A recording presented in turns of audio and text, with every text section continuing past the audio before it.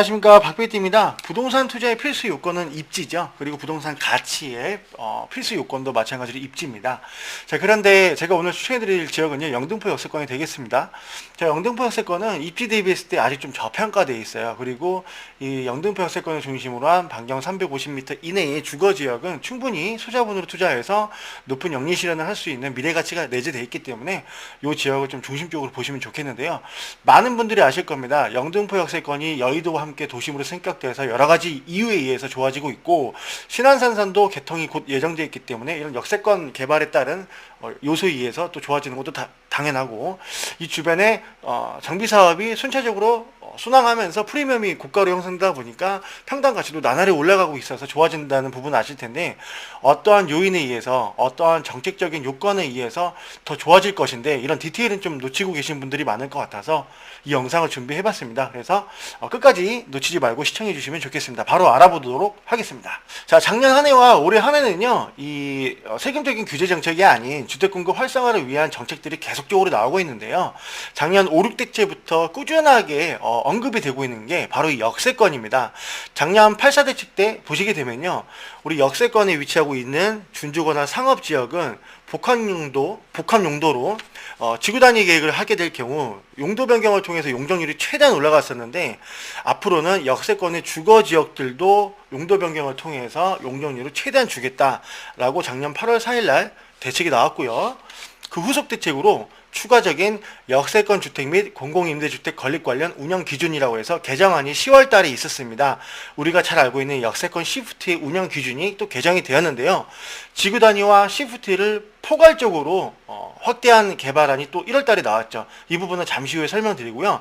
과거에 우리가 알고 있는 역세권 개발은요, 도시군 기본계획, 2030 기본계획이죠. 중심지 체계상 지구중심 이하에만 해당이 됐었는데, 앞으로는 모든 역세권에 확대 적용이 됩니다. 자, 그런데 우리가 같은 예산을 가지고 같은 역세권을 투자했을 때 지구중심이 좋을까요? 삼도심이 좋을까요?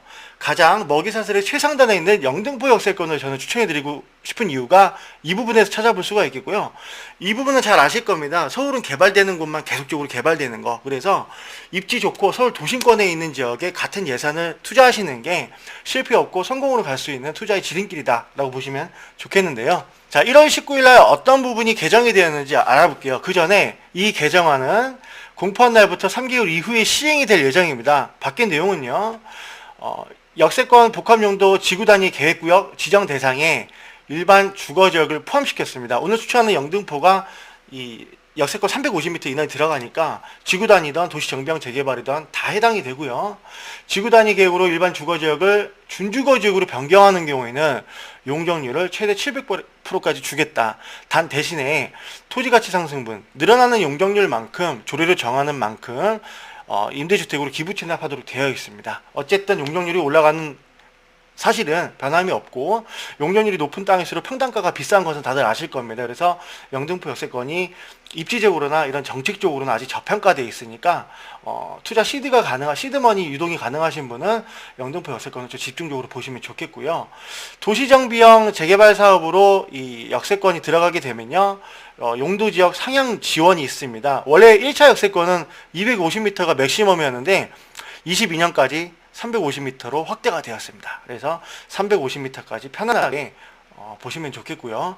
우리가 알고 있는 역세권이라는 게 법으로 정하면요, 500m 이내입니다. 그 중에서 효용가치가 가장 높은 게 1차 역세권인데 250에서 350까지 연장된 것이 법 개정으로 된 것을 다시 한번 보실 수가 있겠고요. 도시정비형 재개발 사업이나 지구단위 계획 둘 다 포함이 됩니다. 앞으로는요, 이 토지등 소유자 50%의 동의율만 있으면요, 사전 검토를 요청할 수 있습니다. 그래서 정비 예정구역으로 또 요청을 할 수가 있기 때문에 이 바뀐 두 번째 절차 챕터도 한번 보시면 좋겠는데요. 자, 영등포 역세권 이 남단부는요, 생활권, 이 기본 계획, 영등포 생활권, 영등포 역세권 생활 계획에도 이 하단 측에는 역세권 시프트로 어느 정도 개발안이 나와 있습니다. 그래서 앞으로 이렇게 개발될 수 있도록 지금 법 개정이 된 거고요. 토지의 이용 현황을 앞으로 어떻게 할 수 있도록 법 개정이 된 거니까 이 부분 좀 주목해서 보시면 좋겠고요. 영등포 역세권 하단부의 좌측 1구역과 우측의 2구역은요, 모든 구역이 350m 이내에 끊습니다. 그리고 주변의 토지 이용 현황을 보시게 되면요. 자, 영등포 바로 하단부에 도림동 영등포 본동이 있는데 공공재개발로 접수했죠. 도림동도 마찬가지로 서울시까지 올라갔고, 신길 뉴타운 2구역이 아닌 신길 2구역은 일몰제까지 갔다가 조합 설립이 넘어가서 지금 피가 6억이 넘어갑니다.